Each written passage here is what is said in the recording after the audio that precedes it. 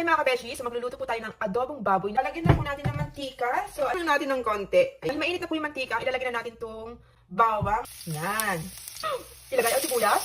Ilalagyan na po natin itong ating protein. Yan. Lagyan na po natin siya ng toyo. So ayan. Oyster sauce. Medyo tansya lang. Ayan, pampalasa lang yan. Kundi paminta. Yan. Tapos syempre, nakaluwag-luwag na tayo. Lalagyan natin ng bay leaves. Ayan, okay na yan.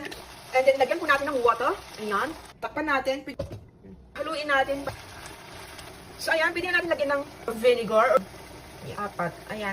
MSG. Ayan, konti lang. Sukal. Ayan. Chili. Konti lang. Haluin natin, mga kabeshi. Naku, kapag matitikman nyo itong luto ko, tsak na makakalimutan nyo naman mga hinanakit dyan sa puso nyo. Char. So, ayan, mga kabeshi. Dito na po yung ating adobong baboy. Ano pang hinihintay nyo? Tikiman time. Tikman natin, no? Sobrang sarap. Ito sa inyo. Ayan. Thanks for